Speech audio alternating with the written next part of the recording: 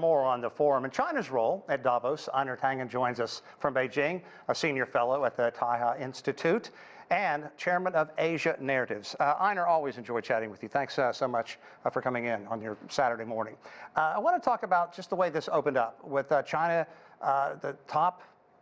probably the leading government official to go to Davos since 2017 when President Xi Jinping went, and on the first day announcing that China's growth was 5.2% above expectations. Did that set the tone coming out of the gate?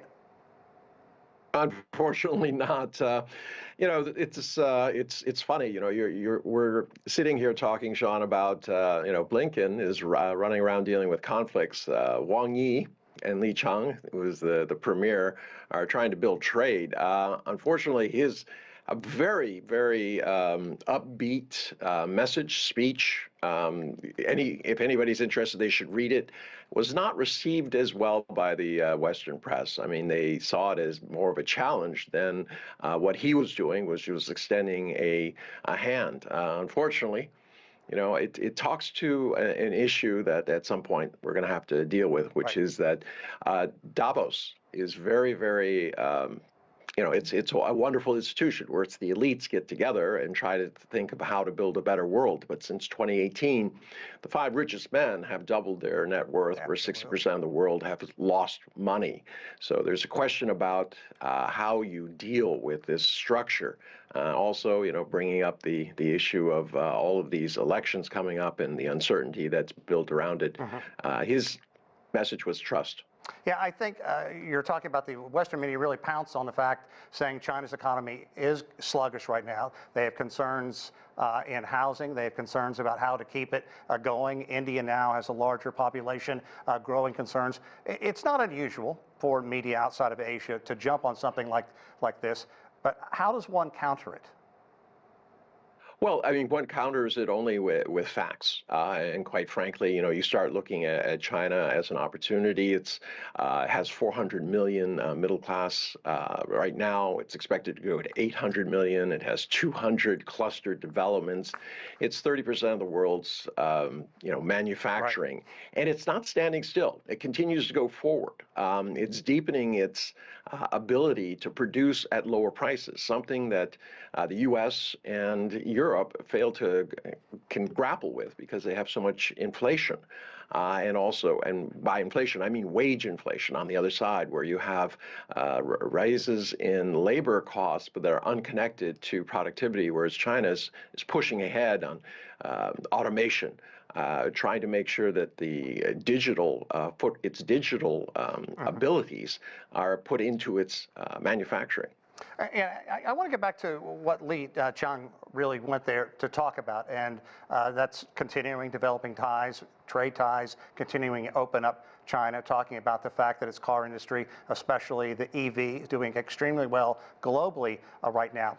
Let's contrast that to what we heard the EU talk about in regards to the United States. They are already fearful of what they're going to see if there's another Trump administration. Now remember, this is a guy who stormed Capitol Hill, and then also in his speech, acceptance speech, talked about the fact that it's going to be America first. We're going to focus on America. And then you heard the EU say, look, we need our own markets. If this is going to be the U.S. for the next 4 years, let's move on. Oh, okay, Sean, first a couple of things. China has plenty of problems, but their tendency is to look at their problems and try to solve them. China is not interested in more chaos going on out there. It's unfortunate that there are growing fissures between the U.S. and EU. The U.S. is going to try to say, oh, China is trying to ferment these, but it's not.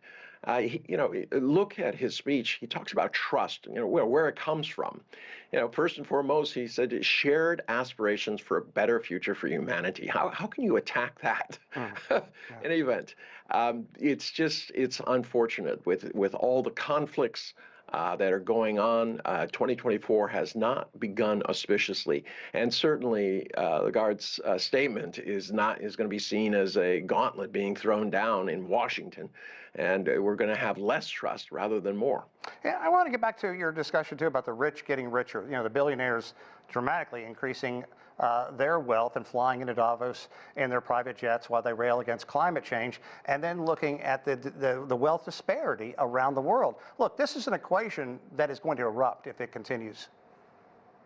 Well, that's the problem. It's a structural issue, and it's being fanned, unfortunately, by the weakness of democracies. And by that, I mean democracy is not a weak system. It's strong as long as the majority of voters are voting for the future, for a collective society, as opposed to just their own interests.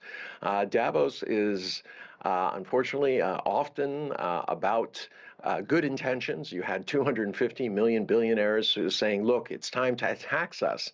But, you know, the structure of the world itself, the inequality continues. And this was not something that was dealt with directly. Saying tax us doesn't mean that, you know, you're interested in having a better system worldwide. You heard about, you know, Wang Yi going to all the Caribbean countries, Brazil, talking about increasing trade. These are the structures that are needed. The Belt and Road Initiative has helped countries.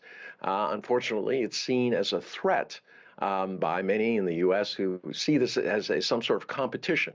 You know, peace, development, and prosperity are not a competition. It's about how we can do it together. Okay, we'll see where this goes forward. Einar Tangen, always a pleasure, my friend. Have a wonderful weekend. Thank you for your insight. Too, Sean.